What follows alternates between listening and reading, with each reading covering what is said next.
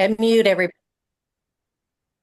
Good morning, everybody. This is Stacy Turner with our DMOpro Zoom. We're so glad to have you here with us. We so appreciate you taking the time this morning to hang out and learn with us, hear some of what we all learned at conference, and just get catch some of the excitement I think all of us that were there definitely came home with. And Nancy was just saying that she recognized Jarrett's name on stage when Julie was talking, my husband, and she was telling our story of Sharon following up with me so many times, and then she had Jarrett stand up and he waved to the crowd. So that was fun. And just something I've learned over the years with having spouses on board with Juice Plus. So I'll start with this. It's not where I was going to go, but I think it's good information to think about at conference.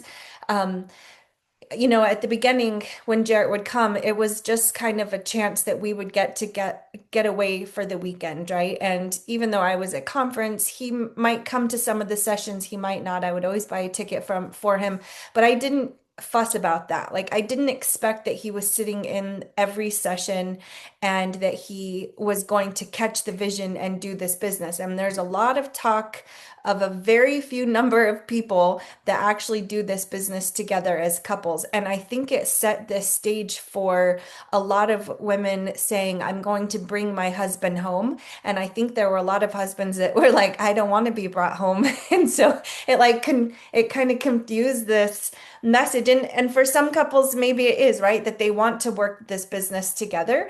But I find a lot of times the husbands have their own thing and they're fine with their wife doing this. But this idea that wives had, I have to bring my husband home, and this responsibility that they put on themselves to somehow build a business big enough that they can retire both people. I mean, it's possible. We've seen that, we've heard people, but it's a lot, right? And I'm going to just say for 98% of the people that I've met, it's not a thing. It's not what both couples want. And so sometimes if you have that mindset that that's why if your husband just came to conference, he would catch the vision and then you guys could build this together and you could just grow this huge business and all the world would be great again. That might happen, but for the majority of us, I just don't think that's reality. And so if you do get your spouse to come, relax, let go of these expectations that they're going to catch this business and have to do the business with you, and just enjoy the weekend together. And like I said, no expectations that he was in one session or another, but I would always say, I think that you might like to hear this one. And then over time, what I have found is he wants to be a part of more and more of the conference, and he is there and he's present and he's hearing it, which is great because more than anything, he doesn't want to work the business with me, but he does in other ways of great support and understanding the business side and the company and the heart and the mission of who we are because he's heard it from the main stage. And then that is an encouragement to me. That does help me build my business, right? So just something to think about as you're, going through that. You may not have a spouse that wants to build the business with you, like sharing. Jared doesn't present at a presentation all the times. He's in a different room. He doesn't even come out.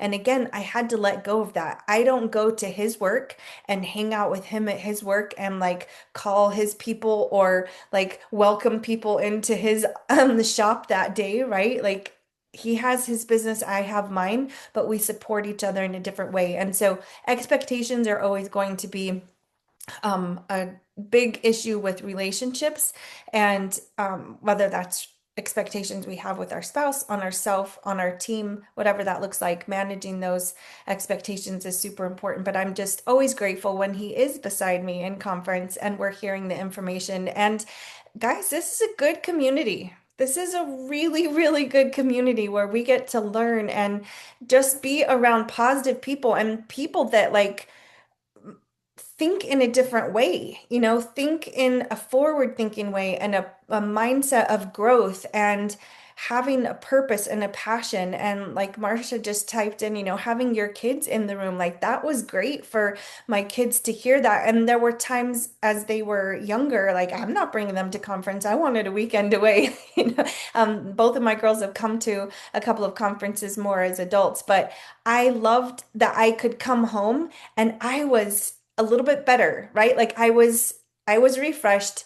I was a lot better, not a little bit. I had grown. I had a new mindset. I had a different thought process about life and how we were going to do things. And it transferred in how I parented and how I showed up for them and the things that we talked about and you know, what we listened to in the car. We would listen to Jim Rohn with the kids. If you guys have never listened to Jim Rohn, please get find him on YouTube. Some incredible information.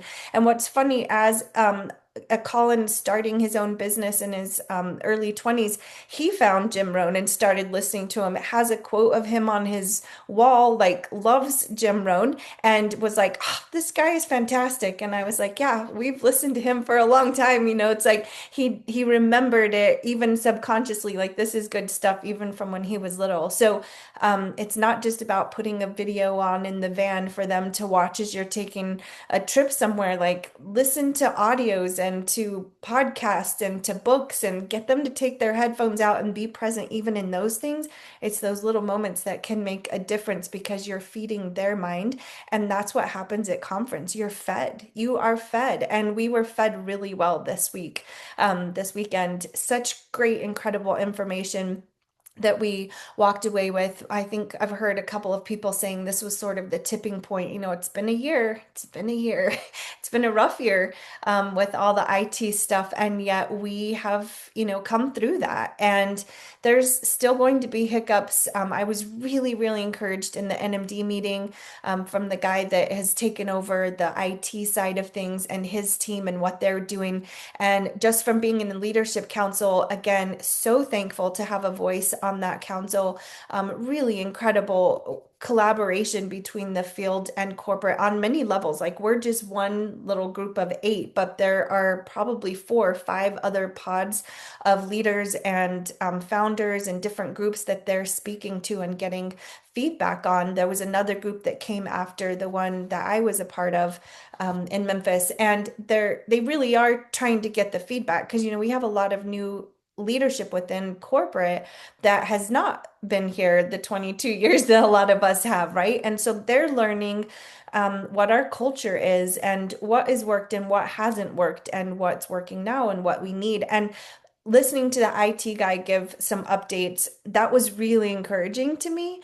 And I was like, yes, that's what we asked for. Like, that specifically was like the hill I was dying on. And, you know, he was giving the vision for that. And I was like, "Ah, thank you, thank you, thank you." And it was specific to our juiceplus.com website and just how the website functions and us sending people there and comparing it to some other great websites, and like why it's kind of a confusing website of what do we do with this site? You know, do we send people there just to order? Because that can get confusing. Do we send them there to listen because, or I mean, to learn because it's not real set up that way. So it sounded to me like when they came in, his team in February, they were sort of the auditors and looking at like what's working, what isn't. And then from there, they were getting the basics, like there were still holes in the boat, as he said, and they've been bailing water out of the boat, and then fixing the hole and then bailing the water out and fixing the next hole. And he said, we've got most of the holes fixed now. And once that's stable, there's no more water coming in the boat, then we can start to really take the boat to the next level and start. And so he had sort of a 3-phase plan with that. And he said, we're not finished with all the holes. There's still some, so hold tight for a bit more, but then you're really going to start to see that. But this foundation has to be there. And it's taken, I don't know, at first I was like, stop saying that. Like, stop saying imagine a future where we have this or whatever. But I did feel like, okay, this guy has it. And I got to talk to him at the at the leadership gala. And it was really good. I really did like him. So just from that little bit of insight, I hope that encourages you guys. I really was encouraged with that. And a lot of what we heard at the NMD meeting was like, oh, thank you. And sometimes at those meetings, you're like, yeah, I'm just kind of here. I've already heard all of that. But this one, we were like on edge and we were listening and we wanted to know. And I just feel like the transparency of the company is really strong with leadership, and their collaboration is also really strong. And I just want you guys to feel my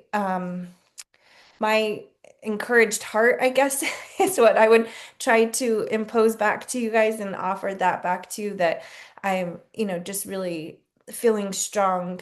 Just the way the presentation from the stage was, the collaboration with the regional directors and how it just flowed really well. I don't know if you guys noticed that too. And that comes from a lot of work behind the scenes, and they are working hard for us. They really are. And they're wanting to move this forward, and just some new announcements that are going to be coming out even in a couple of weeks, that I can't share on here, that I think are super helpful, even if it doesn't get announced and not everyone knows about it. Like, there's just some core things behind the scenes that are already in place that are going to just make this foundation even stronger and help us move forward. So I really hope that you guys are encouraged by that. So today, I wanted to kind of chat about two things. One, I found this book called The Path, and it is creating your mission statement for work and life. And I know as a company, we have a mission statement. I think we've for those of us that have been in the field for a long time, we've heard this statement from forever, and it was, I'm sure, put on the stage even this weekend. I know it was at the NMD meeting, but one of the core pieces of this, it was Jay Martin's mission statement: to build a stable and lasting company to help as many people as possible realize their dreams. So, to help as many people as possible. And that wasn't through him selling Juice Plus on a shelf through GNC, right? That would be kind of helping the company, the corporation of Juice Plus, build an empire, build a great brand.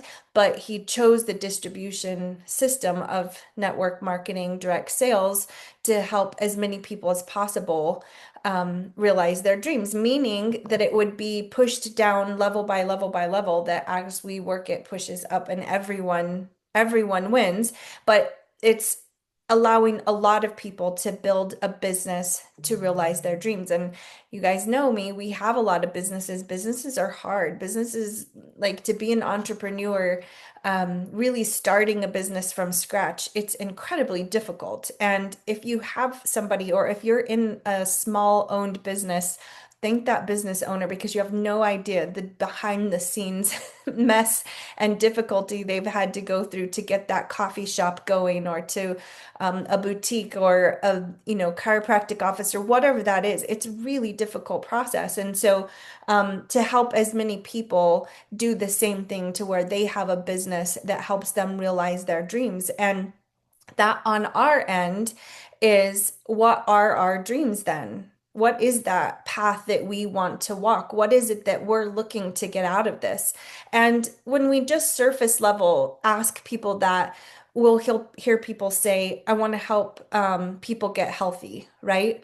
So that is an important aspect of this, because we are a health brand. We are a health branded company, that whole food nutrition, that is an important aspect of it. But there's a lot of people that don't want to be healthy. They don't want help getting healthy, right? So, like, past that, even, what does that look like? So if we really want to build our dreams, or reach our dreams, what is that dream past, just helping somebody? Really looking a little bit deeper within that. Is it, and I think this shifts as the years go by. We've kind of talked about this, different seasons that we have in our life, to be able to, what do you want this income to do for you? Is it, at one point, it was so I could stay home with my kids. I didn't have to go back to work as a dental assistant. Another time, my strong drive and why was to pay for private school. Well, my kids aren't in school. They're not here anymore. If that was still what I'm thinking in my head, I'm doing this business so my kids could be in private school, or I can stay home with my kids. They're all married. They're not here. That's not a thing anymore, right? So that can't be my drive. It's got to be even deeper than that. And just recognizing sort of the bigger vision for myself of helping as many people as possible realize their dreams, that has been transferred to me, that I want to help other moms stay home with their kids. I want to help other families build some income, to build some stability into their month and into their lives, so that they can step back from that edge of instability every month, and just have a cushion at the end of the month of, there's more money than month left. left. And so, just to be able to then have some dreams for them to go on a family vacation, to be able to put their kids in private school. What does that look like to each of the individual families that we're working with and each of those people? That's an important aspect, that our business is not driven solely on our customers. We can build a good paycheck with customers only, but if we really want to build impact, it is through team. And that's part of that distribution system that Jay Martin came up with, is helping as many people as possible by becoming partners and by building a team of partners and helping them build partners and helping them build partners, so that stability comes from your income not coming just from a customer base or just from one partner, but really have different legs or lines, as we call it, to where we've got some stability within that. Another aspect of the stability that they've built into our company that you guys might not realize is, think about, because we have a product that is shipped in 4 months, they're paying 4 months at a time. We've got some stability of like a 4 month window within that. Think a lot of other companies, let's just say Mary Kay, for instance, they're starting every month at zero. They don't have a residual income built into that because they have to go get their sales for that month.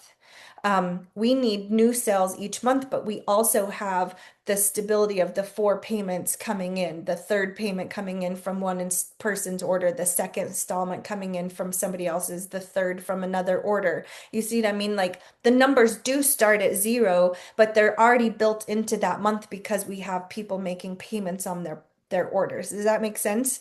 We're not starting with, I have to come up with, like, just looking at my team's overall number, let's just say we have 1,000 orders that process each month. We're not going out and getting 1,000 new customers a month. We're getting around 100 new customers a month, or new orders that are placed. But that means there's stability of 900 that's already built into that monthly paycheck. And that is stability of income that you can budget by, right? Like, it's not typically this up, down, up, down, up, down paycheck. The goal is that we're steadily increasing and steadily incline of a paycheck. And so, just thinking about the way that the compensation plan, if you will, was built, it really lends to a different type of network marketing, a direct sales type of paycheck, which is great. So in that, the name of that game, I guess you could say, is the stability is brought in by building team that have customers and orders and people that you don't know. So if your mindset is, I'll just build a customer base and see how that goes, it works. It's just slower, and it's dependent upon you, right? It's dependent on how many people you can talk to, how many people you go get as customers, where with a team, it's divided, it's dispersed between multiple people that are having multiple conversations every day. And coming to conference, every one of the people that have come to conference this last weekend, they're encouraged, they're inspired. They had conversations on the airplane, when they got home with their husband, they called someone, they texted somebody. This week, they're going to be reaching out to people that I have zero connection to. I have no contact with them. I wasn't on the airplane with them. So they get to extend this message, and that's what builds the type of paycheck that brings in stability, that brings in the ability to achieve a goal and to use the income to be budgeted to fit something that works for our family and what our family needs. And so this book was just talking about having a mission statement, and we have that mission statement for our company, but just encouraging us to really look at what does that look like for us. And I thought Terry Luongo was incredible on stage. Terry, if you're listening to this, like, you were definitely one of my impactful. I was taking notes on my phone just as fast as I possibly could. But she was saying some really great things about making, goals and decisions. And I'm trying to find it, just having intentions. But what really stood out to me is, she said, if you don't make decisions for your life, then you will accept scraps in every single area. every single area that you don't make a decision that you want to go forward in, you're going to accept scraps because, as we've talked about before, dysfunction is the default. I don't know why. Why can't like exponential growth be the default? Like destruction every time is divorce. Think about relationships and money. If you're not intentional about where you tell your money to go, it's going to tell you where to go. So as we do one area of life, we do all. Think about that. As you do one area in life, if you'll look, there's a pattern between all of them. So you start working on one area, start cleaning up that mindset, that thought process, that activity, those intentions, those goals, and being serious, making decisions of where you want to go in that area. It trickles down, and then it's sort of like all areas start to clean themselves up. And decisions shape lives, they influence well-being, they build relationships, not just now, but future relationships. But if you don't make a decision for your life, you will accept scraps in every single area. That was like, I don't know, that just kind of kept rolling around in my head. Like out of everything that I heard at conference, whether it's health and wellness, relationships, career, money, finances, spirituality, the impact that you want to have. And so I just want to encourage you guys, let's make some decisions in those areas. Like, really, what does that look like when you think about relationships in your life? You don't want to be so busy with some business that you lose the connection with your spouse and your children because you have no time for them. Like, you're going to have to make decisions to build in activity. Be wise about that. Be wise about just monitoring what that week looks like and those evenings look like, to where you put in the time necessary, but you don't overextend to where everyone loses in the end. We don't want to lose relationships in the plight of building business. Like, that doesn't make sense. So making decisions in each of these areas, what do you need? What do you want? What are you going to seek? Where are you going with this? And then who do you want to help bring along the way? We can inspire and encourage, and be inspired and encouraged by our upline, but it really is up to us to start making some decisions in those areas. So that's what stood out to me. And I would love to be sharing some more with you guys as I start going through this book a little bit more. I just picked it up today, and it was really good. So you guys tell me, what was something from conference? Remember, you're all muted. Like, is there something that's just kind of keeps rolling around in your head that you can't let go of, and that has just sparked a, I want to dig into that a little bit more. You guys want to share something?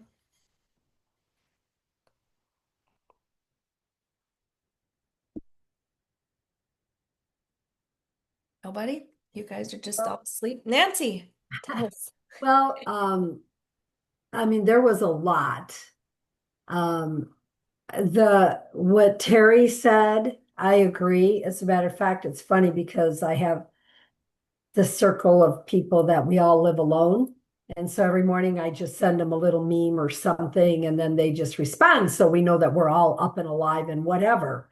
Um, and the one that I sent today, it was just funny because it had to do with Terry's thing, and it was like making a decision. And it said it said to be the sunshine in someone's cloudy day. And so I took that after I sent it to my friends and I put it on my Facebook page. And I said, yep, sunny blue skies here in Arizona today. Who knows what today with this afternoon, because they've had floods while we were gone. And I said, but you can decide what it's going to be, you know?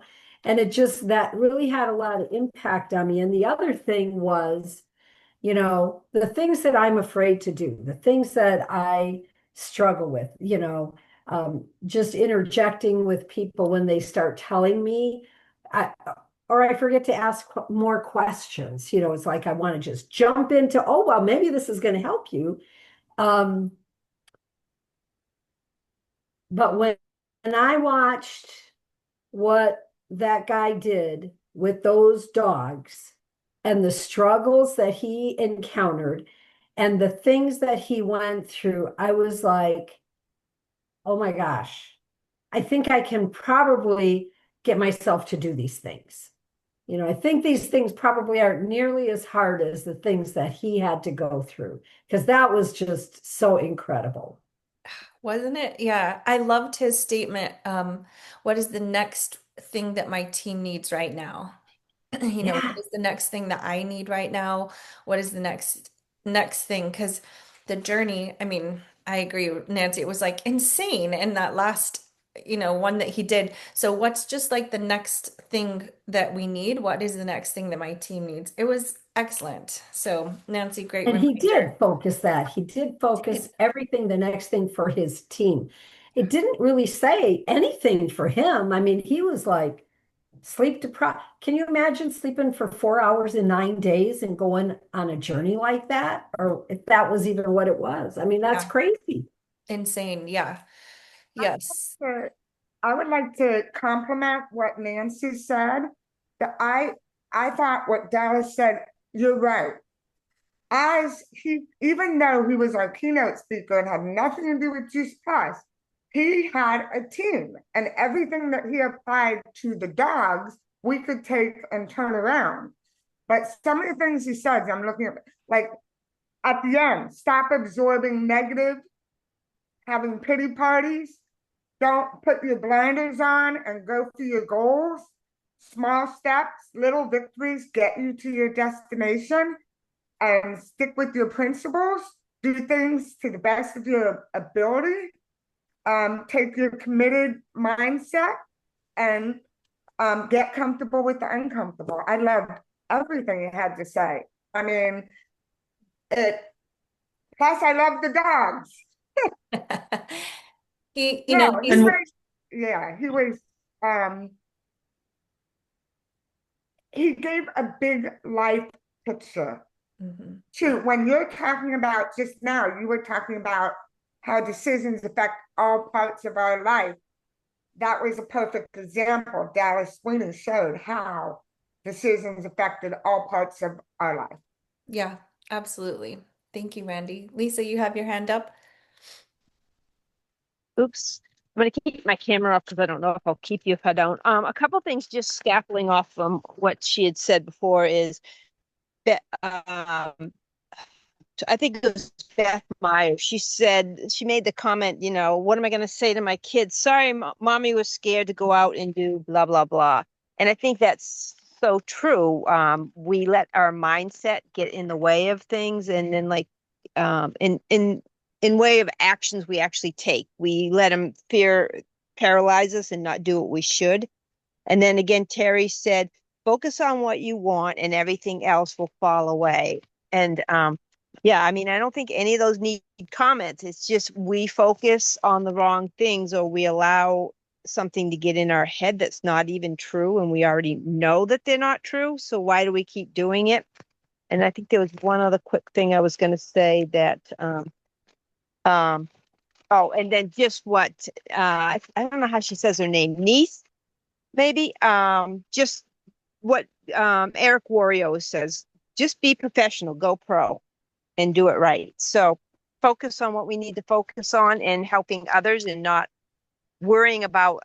Bob Heilig says it really well. So he keeps going, what are you saying? What do you keep saying? And it's me, instead of what does that person need? We keep focusing on, I'm scared. I'm afraid to do this, whatever. But what Bob says is you need to focus on them. What is the person in front of you or your team? What is their need, not mine?